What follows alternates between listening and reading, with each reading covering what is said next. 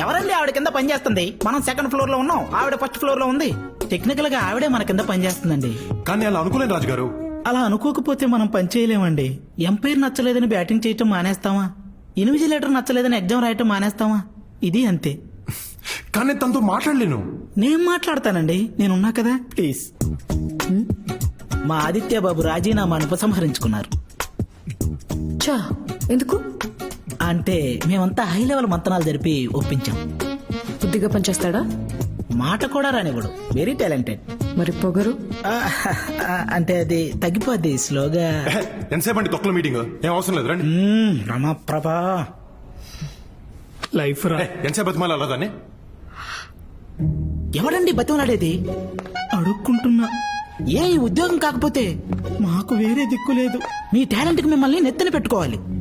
మీరు కాదంటే రొయ్యల చెరువు అమ్ముకోవాలి. మీ రేంజ్ ఏంటో పవర్ ఏంటో చెప్తున్నా.